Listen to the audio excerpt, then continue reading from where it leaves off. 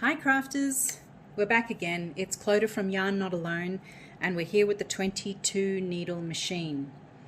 This knitting machine we're using for several of our projects now on Yarn Not Alone, and there's a few people who are new to the machine, so we're just running over some basics. Couple of quick tips for you. This is your starter needle, this pink one, or finishing needle, depending on how you look at it. You might notice that I've put a little bit of nail varnish on either side of the pink. And what that does is it just makes it easy for me to see when the needle is coming up. So if I'm going to the end of a row, I know I can slow down just before that gets there. Okay, now tip number 2. Let's say we're casting on, or this also applies when you're changing colors. As we've done in the cast on video, we leave our yarn inside and we're going to hold that down, and remember we're going to cast on every second peg. Now this yarn here loves to jump up, so you can hold it between your fingers and hold it there, giving tension here and tension here. Or I use a little bulldog clip, and I've got a magnet attached to the back just to give it some weight.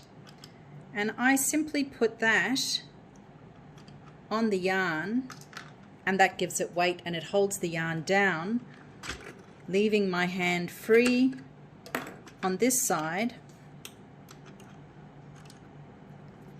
to cast on. So they're my first 2 top tips for you.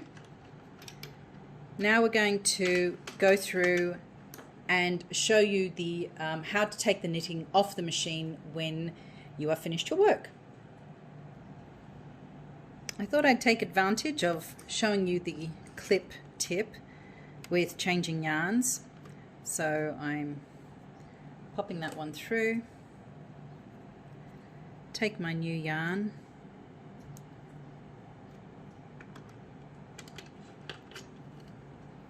now as you can see the 2 yarns are going into the same space, and I'm just going to twist them up a little bit, put my clip on, and now that's given it some weight to hold it. So as I turn this around, it's pulling the yarn down, which means that it's not going to pop out. See that one? See, it's a bit loose there, so I'm just going to give that a little tug. That's because I wasn't actually holding the yarn at this end with enough tension. So as I get here, I go past where it's joined. It's nice and neat down there. I'm just giving this a nice bit of tension going around here because on the first row it wasn't so much. And now we should be ready to go at speed. Whatever your speed is.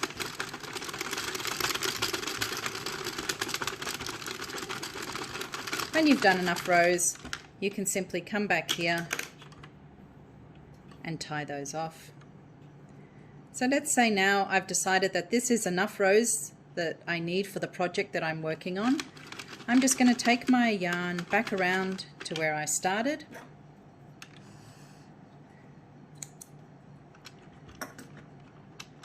And I'm just going to put the tail inside.